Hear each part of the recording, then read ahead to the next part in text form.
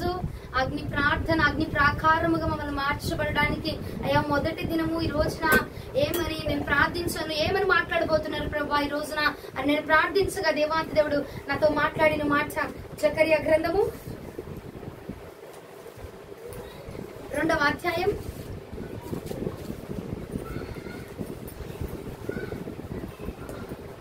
2వ అధ్యాయం 5వ వచనం.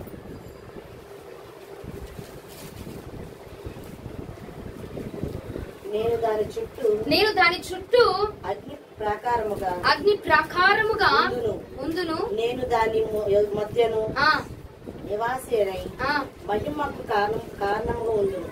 ఏమంటున్నారైనా? నేను దాని చుట్టూ అగ్ని ప్రాకారముగా ఉంటాను, నేను దాని మధ్యను నివాసనై మహిమకు కారణముగా ఉండును. ఇదే యెహోవా వాక్కు. హల్లెలూయా హల్లెలూయా.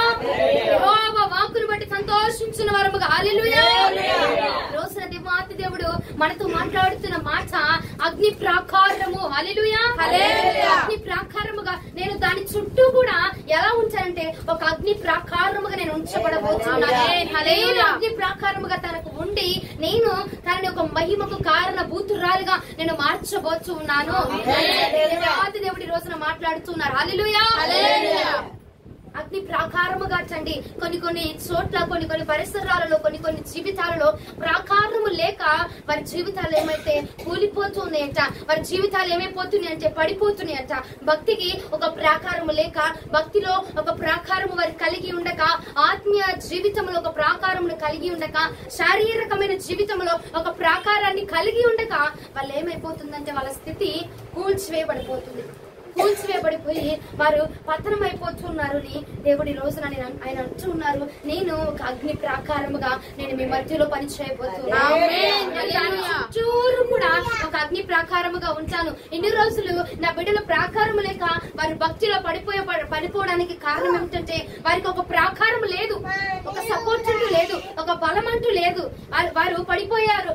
ఆత్మీయ స్థితిలో అయినా అవ్వచ్చు, శారీరకంగా అవ్వచ్చు, ఆర్థికంగా అవ్వచ్చు, వారు పడిపోయి ఉన్నారు. కాబట్టి రోజున నేను సెలవిచ్చున్న మాట, నేను వారి చుట్టూ ఒక అగ్ని ప్రాకారముగా నిలవబడి వారిని ఒక మహిమకు కారణభూతులుగా నేను మార్చబోతున్నాను. నేను వారి మధ్యలో నివాసము చేయబోతున్నాను. హల్లెలూయా. ప్రాకారము లేక అనేకమైన పురములు పాడైపోయినాయి అంటండి. ప్రాకారము లేక అనేకమైన జీవితాలు పాడైపోయినాయి. ప్రియ సహోదరి సహోదరుడా, ఏ ప్రాకారం అనగా భక్తి అనే ప్రాకారము. ఇదిగో ఆత్మీయునికి భక్తి అనే ప్రాకారము లేక తన యొక్క ఆత్మీయతలో కూలిపోయి ఉన్నాడు. ఒకనొక రోజున ఇదిగో గత కాలంలో ఎంత భక్తి, ఎంత ఆత్మీయతను, ఎంత శ్రద్ధను, ఎంత వినయమును కలిగి ఉన్న వ్యక్తి నేటి కాలంలో పడిపోతున్నారు. కారణం ఏమిటంటే వారికి ప్రాకారములు లేక అనేకమైన పురములేనండి ప్రాకారము లేక కూల్చివేయబడుతున్నాయట. మరి నేటి కాలంలో ప్రియ సహోదరి సహోదరుడ, బలము లేని వారము, జీవం లేని వారమైన నీవు నేను ఎంత మాత్రపు వారము కూడా ప్రాకారము లేక మన ఆత్మీయ స్థితి కూలిపోయిందట. ప్రాకారము లేక మనము దేవునికి దూరం అయిపోయామట. అమ్మా, నా జీవితంలో అంతా వేదనే జరుగుతుంది, చేస్తున్న పని చేస్తున్నాను కానీ నాకు రావాల్సింది రావట్లేదు, నేను చేస్తూనే ఉన్నాను కానీ నా జీవితం ముందుకు వెళ్ళట్లేదు, ఎక్కడ వేసిన గొంగలు అక్కడే ఉంటుంది, ఎప్పటికప్పుడు ఏదో ఒకటి నాశనం జరుగుతూనే ఉంది, ఏదో ఒక అపాయం వస్తూనే ఉంది, ఏదో ఒక కీడు నన్ను తరుముతూనే ఉంది అని చెప్పి నువ్వు బాధపడుతున్నావేమో ప్రియ సహోదరి సహోదరుడా. ఈ రాత్రి నా ప్రభు అంటున్నాడు, ప్రాకారము లేక అనేకమైన పురములలోనికి అపవాది చొరబడి ఉన్నాడు. ప్రాకారము లేకనే కొన్ని పురములకు, కొన్ని రాజభవనాలకి ఏమి కడతారో తెలుసునండి, ప్రాకారములు చుట్టూ ఒక ప్రాకారాన్ని కడతారట. ఎందుకంటే ఎవడు చోరుడు ఎవడు కూడా ఆ ప్రాకారములోనికి వచ్చి ఆ ప్రాకారమును దాటుకొని వచ్చి వాటిలో ఉన్న ఆ రాజకోటలో ఉన్న దాన్నంతా మూట కట్టుకొని వెళ్లకుండా, వాడు రాకుండా, చోరుడు రాకుండా, లయకర్త రాకుండా ప్రాకారములు కడతా ఉంటారట. ఈ రోజున ఆ ప్రాకారం అట వాడిని రాకుండా ఆపివేసేటువంటి ప్రాకారము, వారు కట్టుతున్న ఆ పురములకు కట్టుతున్న ప్రాకారం అండి. ఈ రోజున నేను నివసిస్తున్న పురమైన నీవు, నేను నివసిస్తున్న ఆలయమైన నీకు ఒక ప్రాకారము కావలసి ఉన్నది. ఆ ప్రాకారముగా ఇదిగో రాజకోటలే ఒక ఆలయం వచ్చి నీలోనికి ఏ అపవాది కాడు, ఏ చోరుడు కూడా నీలో చొరబడడానికి వీలు లేకుండా, నిన్ను అనారోగ్యపు పాలు చేయడానికి వీలు లేకుండా, నీ గృహంలోనికి వచ్చి వాడు నివాసము చేయకుండా, ఇదిగో ఒక ప్రాకారం ప్రాకారము కావాలి, నీకు ఒక ప్రాకారము కావలసి ఉన్నది కనుక ఈ దినమందు, ఈ మొదటి దినముందే, ఇదిగో నేను ఈ మొదటి దినముందునే 7 రోజుల్లో నేను సంపూర్ణం చేయబోతున్నాను. కాబట్టి 7 రోజుల్లోనే మొదటిగా నీకు ఏం కడుతున్నా, నేను నీలోనికి కానీ, నీ దేశంలోనికి కానీ, నీ పురములోనికి కానీ, నీ ఆత్మీయత జీవితంలోనికి కానీ ఎటువంటి అపవాది గారి శక్తులు సొరబడకుండా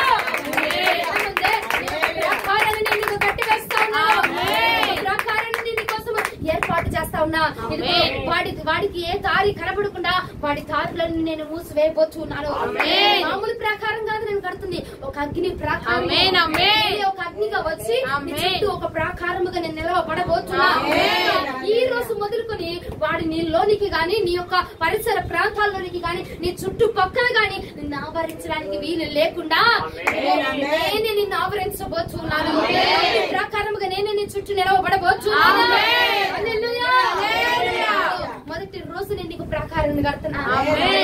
తర్వాత రోజులో ఆ ఆలయంలోనికి ఏమేమి కావాలా, ఆలయం ఏమేమి ఉంటే సంసిద్ధము చేయబడుతుంది, ఆలయము ఏమేమి ఉంటే ఆలయముగా పిలవబడబోతున్నదో నేను ఆ వస్తువుని ఏర్పాటు చేయబడుతున్నాను. మొదటిగానే చోరుడు రాకుండా, లయకర్త రాకుండా, నిన్ను కూల్చివేసే అపవాదిగాడు రాకుండా నేను ఒక ప్రాకారంగా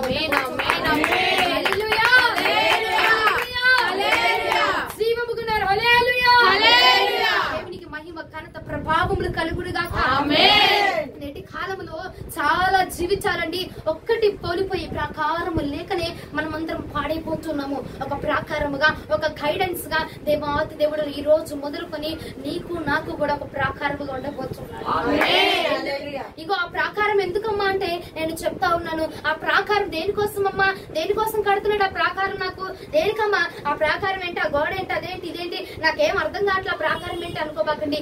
జాగ్రత్తగా విను, దేవుడు నీతో సూటిగా మాట్లాడబోతున్నాడు.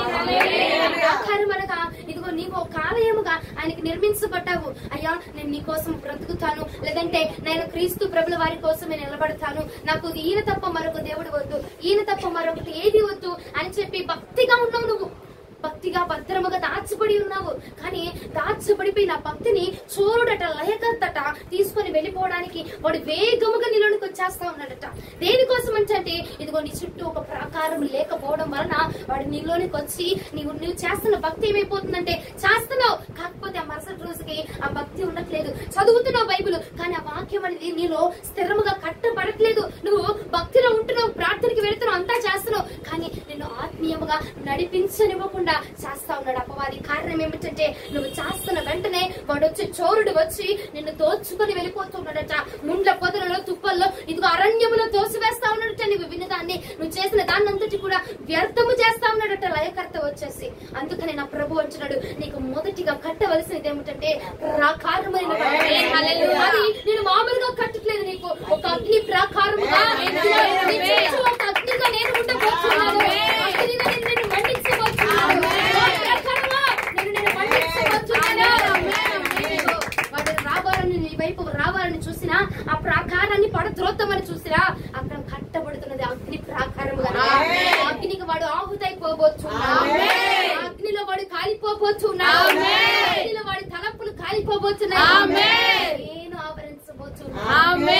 అందుకని ఇందాక పాడాం కదా, చుట్టూ నన్ను ఆవరించావు, తలంపులు తపనయు అన్నీయు ఎరిగి ఉన్నావు, నడచినను వండుకున్నాను, నడచినను వండుకున్నాను, అయ్యా నీవెరిగి ఉన్నావు. ధన్యవాదం యేసు రాజా, ధన్యవాదం యేసు రాజా, నన్ను చూచువాడా, నిత్యం కాచువాడా, నన్ను చూచువాడా, నిత్యం కాచువాడా, పరిశోధించి తెలుసుకున్నావు,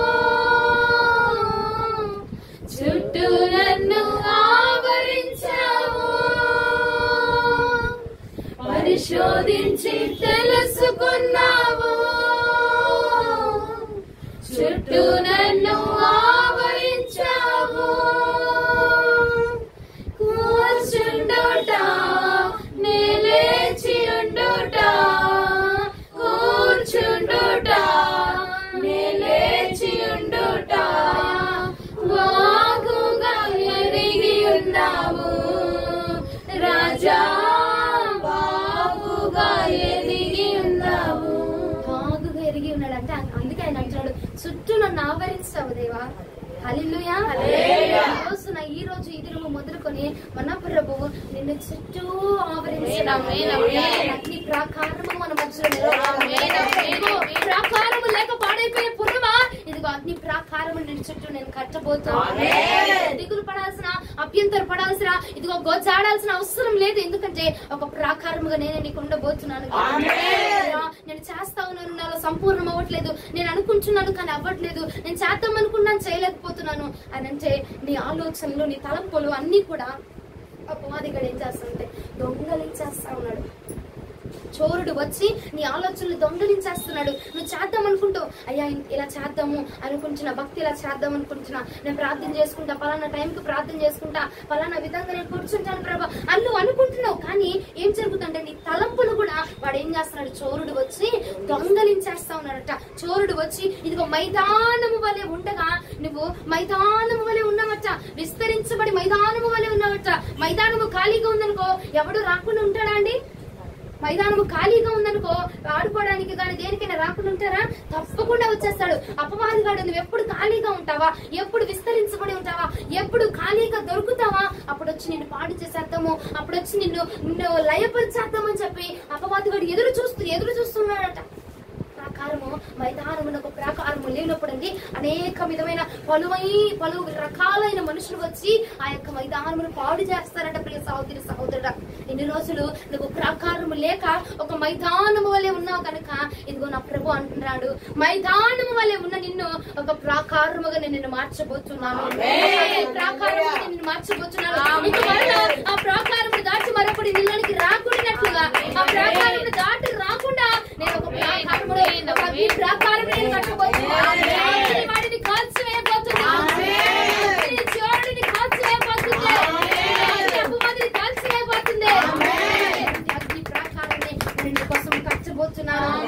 దాని చుట్టూ అగ్ని ప్రాకారముగా ఇక మీదట నేనే ఉండబోతున్నాను. యేసు ప్రభుల వారు మనకి అగ్నిగా ప్రాకారముగా ఉండబోతున్నాడు. అమ్మా ప్రాకారం అంటున్నావు, అగ్ని అంటున్నావు, దేనికి ఆ ప్రాకారము? ఆ ప్రాకారం ఏంటి అసలు? దేనికోసం ఆ ప్రాకారం అంటే కనుక నేను చూపిస్తా చూడండి. లేవియాకాండము 25వ అధ్యాయము, లేవియాకాండము 25వ అధ్యాయం 30-31 వచనములు. లేవియాకాండము 25వ అధ్యాయం. అయితే ఆ సంవత్సర దినముల నిండక మునుపు దాని విడిపింపని ఎడల ప్రాకారము గల ఊరిలోనున్న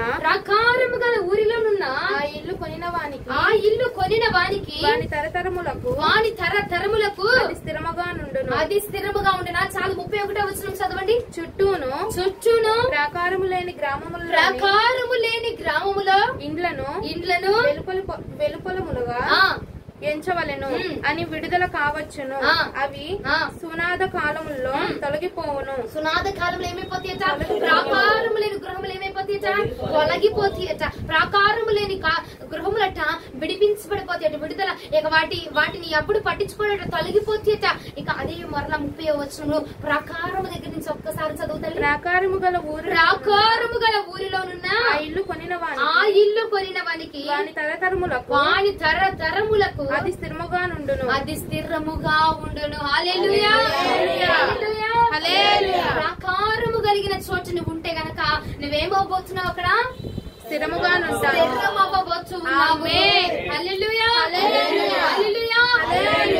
ప్రాకారం ఎందుకమ్మా నాకు?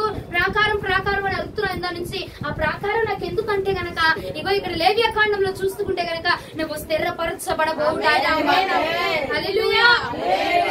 స్థిరత్వం లేక చేస్తున్న పనులు అయినా, ఉంటున్న గృహములు అయినా, ఇదిగో నువ్వు చేస్తున్న తిండిలో అయినా ఏమంటే నీ జీవితంలో కూడా స్థిరత్వం లేక అటుకు ఇటుకు అటు ఇటు అటు ఇటు అటో కాలు ఇటో కాలు, వేడిగా ఒకసారి చల్లగా ఒకసారి ఉంటూ, ఇదిగో నిలువెచ్చగా ఉంటూ, అదే విధముగా నువ్వు భక్తి చేస్తూ ఇదిగో ఉందామా పోదామా వెళ్దామా చేద్దామా అని చెప్పి స్థిరత్వం లేక కొట్టబడుతున్నావు.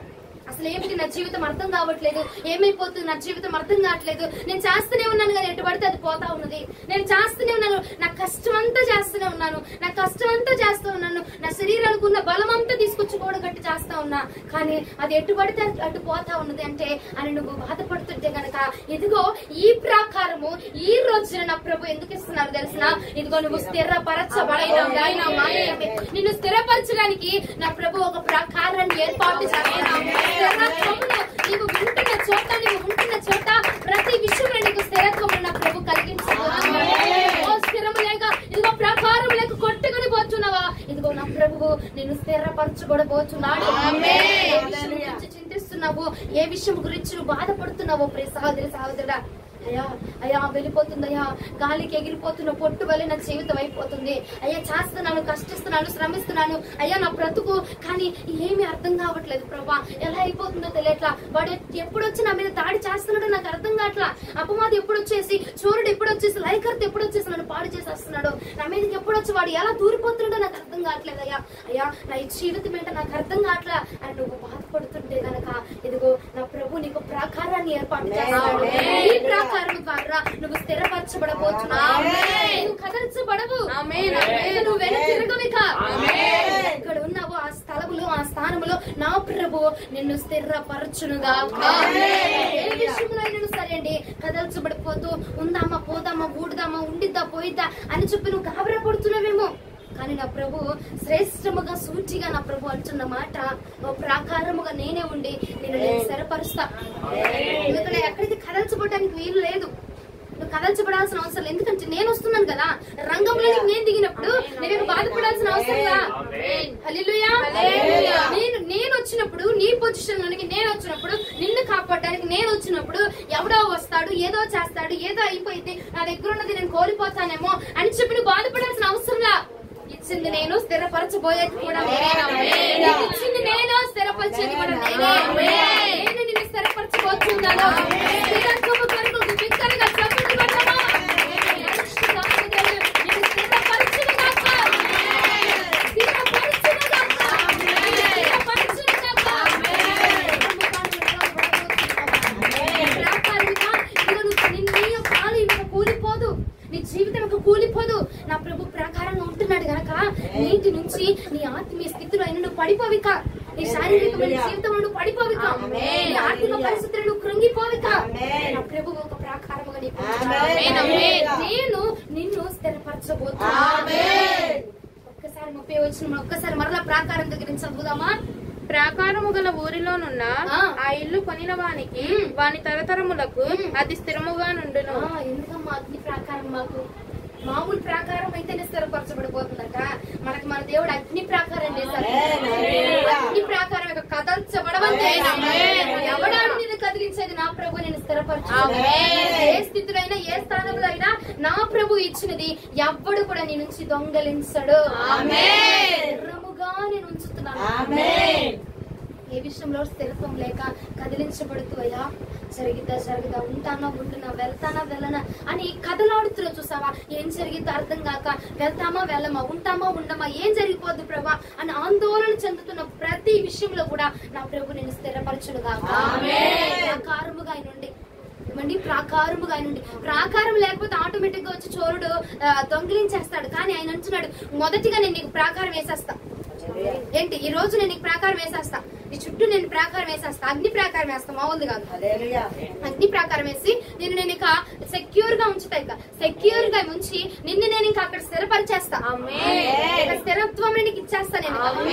మరలా వచ్చి వాడొచ్చి కదిలేస్తాడేమో, వాడొచ్చి రేపేస్తాడేమో, వాడొచ్చి పడేస్తాడేమో, లేకపోతే ఇంకొకళ్ళు వచ్చేస్తాడేమో, ఏదన్నా జరిగితే ఇంకా అవసరం, ఎందుకంటే అగ్ని దింపేశాడు నా అగ్ని ప్రాకారం దింపేశాడు. మామూలు రాడ్లతో కాదు కట్టేది, అది అగ్నితో కడతాడు. అగ్నట అదిగో అన్నాడు ముగ్గురిని కూడా వేసేసారట అగ్ని. అగ్నిలో ముగ్గురిని వేసేసిన అగ్నిలోనికి సంచరించగలిగిన దేవుడు వచ్చేసి బయటికి తీసుకొచ్చేసాడట. అగ్ని నా ప్రభువుని మాత్రము ఆపలేదండి. నా ప్రభువుని ఆపలేదు అగ్ని. చోరుడు వచ్చాడంటే ఆడు ఆటోమేటిక్ గా కాలిపోతాడు. చోరుడు రాజాలు చేయబెట్టాడు, ఏమైంది? కాలిపోయింది. చోరుడు వచ్చాడా వాడు ఆటోమేటిక్ గా కాలిపోతాడు. ఎందుకంటే నివాసము చేస్తుంది అగ్నిలో నా దేవుడు అగ్నిలో ఆయన నివాసం చేస్తున్నప్పుడు ఆయనలో ఆయన ఉన్నప్పుడు ఆ స్థలములో అగ్నిగా ఇక మరొకడు వచ్చి చెయ్యి పెట్టినా, కాలు పెట్టినా, మూతి పెట్టినా, నాలిక పెట్టినా ఏముండదు, అక్కడ అంటించుకోవడమే. హల్లెలూయా. భక్తి జీవితంలో కూడా నిన్ను పడద్రోద్దామని వస్తున్నాడు చూసావా? ఆలోచనల ద్వారా, తలంపుల ద్వారా, నిర్ణయాల ద్వారా, లేదంటే ఎవరి బిడ్డలకి కోరికల ద్వారా, ఇగో ఆలోచనల ద్వారా నువ్వు, లేదంటే కొంతమందిని నడివేసి వారిని ఏం చేస్తా ఉంటాడంటే వారు ఆదాయమును చూపించి, వారి పరిస్థితిని చూపించి కృంగదీస్తా ఉంటాడు. కృంగిపోతున్నారు. ఇక్కడ ఉన్న వారిలో కొంతమంది కృంగిపోతున్నారట. నాకు మా పరిస్థితి ఏంటి ప్రభువా, మా జీవనం ఎలాగా, మా జీవితం ఏంటి, మాకు అర్థం కావట్లా అని కృంగిపోతున్నావేమో. కృంగిపోవడానికి నీకు ఇంకా అవకాశంలా నా ప్రభు ప్రకారం ఇలా పడేద్దాం నిన్ను కృంగుదల ద్వారా పడేద్దాం అనుకుంటున్నాడు. నువ్వు కృంగిపోయావనుకో, బాధించిపోయావనుకో, నీరసిపోయావనుకో, ఇక దేవుడికి దూరం అయిపోవచ్చు, ఆత్మీయతకి దూరం అయిపోవచ్చు. లేదంటే కొన్ని అనారోగ్య సమస్యలు పెట్టావనుకో, ఈ అనారోగ్యం మీదకి నీ దృష్టి అంతా ఎక్కడ ఉండేటప్పుడు బాగలేదు, అలా ఉంది అని నీ దృష్టి అంతా వాటి మీద తీసుకెళ్లిపోయి దేవుని మీద కానీ, దేవుని నోటి మాట మీద కానీ వాడు నీ దృష్టిని నిలపనివ్వకుండా చేసేస్తూ నిన్ను దేవుడికి దూరం చేసేస్తా ఉన్నాడట. ఇలాగున నిన్ను ఆటంకపరచాలని, ఇలాగ నిన్ను పడతాడని చూస్తున్నా ఉన్నాడు. కానీ నా ప్రభు ఈ రోజు మొదలుకొని ఈ ప్రాకారము మన మధ్యలో గడుతున్నాడు కాబట్టి, మన చుట్టూ గడుతున్నాడు కాబట్టి, ఎప్పుడైతే ఆటోమేటిక్ గా వాడు వస్తున్నాడో అగ్ని ప్రాకారముగా నేను వాడిని కాల్చివేయబోతున్నాడు. వాడి ఆలోచన నీ ఇంటి మీద పనిచేయకుండా, వాడి తలంపులు నీ ఇంటి మీద పనిచేయకుండా, వాడి నిర్ణయాలు నీ మీదకే రానివ్వకుండా ప్రభు ఒక ప్రాకారాన్ని వేసి ఊరుకోడండి స్థిరపరిచేస్తాడు. స్థిరత్వం ఇక కదల్చబడని ఎవడు వచ్చినానో అది ఆ ప్రాకారం నేనే వచ్చి కదిపించాలి. మళ్ళా నేనే వచ్చి తీయాల, నేనే వచ్చి నడిపించాలా. నేను వచ్చితేనే తప్ప ఇంకెవ్వడు నిన్ను కదిలించలేడు. ఎవడెన్ని మాట్లాడినా, ఎవడెన్ని చేసినా, ఎవరు వచ్చి నిన్ను కదిలించాలని చూసినా, ఇదిగోని ఎవరు వచ్చి నిన్ను బెనికించాలని చూసినా, ఎన్ని శక్తులు వచ్చండి, ఎన్ని శక్తులు వచ్చి నిన్ను గలిబిలి చేయడానికి చూసినా, ఎన్ని అపాయాలు వచ్చి, ఎన్ని అనారోగ్యాలు వచ్చి, ఎన్ని విధాలుగా దురాత్ముడు వచ్చి నిన్ను పడద్రోద్దామని చూసినా నువ్వు కదల్చబడవి కాస్తావు. ఎందుకంటే ప్రాకారముగా ఎవరున్నారండి? యేసు ప్రభుల వారు నీకు ఒక ప్రాకారముగా, ఏ ప్రాకారముగా ఉన్నాడైనా ప్రాకారముగా నీ చుట్టూ నా ప్రభు ఉండబోతున్నాడు. కాబట్టి నువ్వు కదల్చబడివి కా. ఎన్నొచ్చినా సరే వాటమ్మట అయ్యే కొట్టుకొని పోతా ఉంటాయి. నేను తాగుదామని వస్తాయి నీ దగ్గరికి వస్తాయి. అవి అనారోగ్యాలైనా, శోధనలైనా, ఏదైనా నేను తాగుదామని నీ దగ్గరికి వచ్చినా సరే నీ దగ్గర ఉన్న అగ్నికి వాడు కాలిపోతాడు. వచ్చినాడు వచ్చినట్టుగా తిరిగి వెళ్ళిపోవడం నువ్వు చూడబోతున్నావు. స్థిరపరచబోతున్నా నా ప్రభుకి మహిమ కలుగును. స్థిరత్వం కలుగ చేయడానికి ఈ రోజుని నా ప్రభు నిర్ణయించి ఉన్నాడు.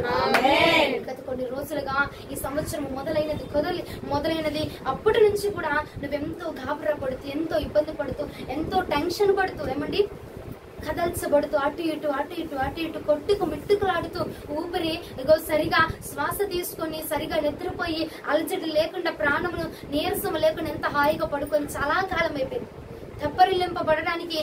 తెప్పరిల్లింప చేయడానికి నా ప్రభువు నేను స్థిరపరచబోతున్నాడు. ఈ మాసము ఈ ఏప్రిల్ 1వ తేదీన ఈ రోజును మొదలుకొని, ఈ తేదీ మొదలుకొని నా ప్రభు నిన్ను స్థిరపరచున్నాడు. ఈ రోజు మొదలుకొని నీకు వాగ్దానం చేస్తాడు చూస్తావా? ఆ వాగ్దానం ఈ రోజు జరుగునుగాక, నెరవేర్చబడునుగాక. ఎవడు నిన్ను కదిలించేదే? నేను ఉండగా నిన్ను ఎవడు కదిలింపచ్చే?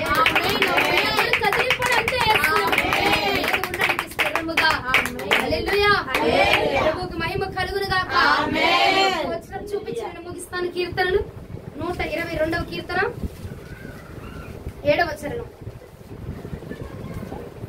122వ కీర్తన 7వ చరణం. నీ ప్రాకారములలో నెమ్మది కలుగునుగాక, నీ నగరములలో క్షేమముండునుగాక.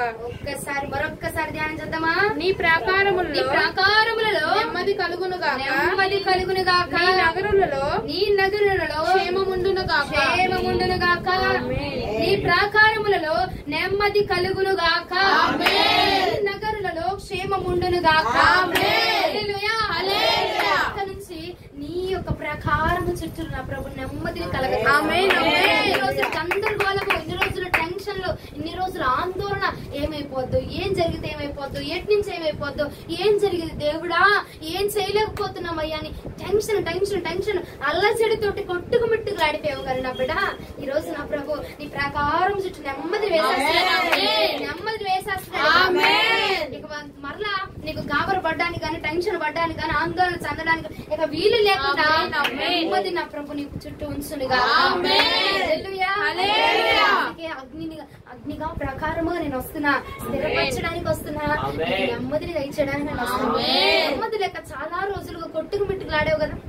అవునండి వారి ఇక్కడ నుంచి చేతులు ఒకసారి ఉన్నారా?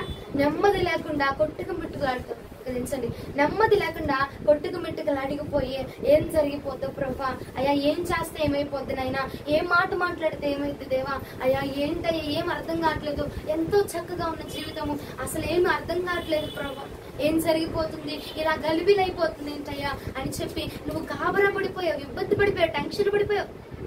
ఎందుకంటే చోరుడు ప్రాకారం లేక వాడు చొరబడిపోయి ఉన్నాడు. ఈ రోజు నా ప్రభు నీకు ప్రాకారం వేసేస్తున్నాడు. రాత్రి నీకు ప్రాకారం వేసేస్తాడు. చుట్టూ తన నెమ్మదిని ఉండునుగా.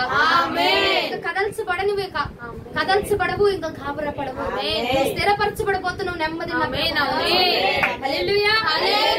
కింద చూడండి, నీ నగరులలో ఏముండిదట? క్షేమము నా ప్రభు ఉంచునుగా.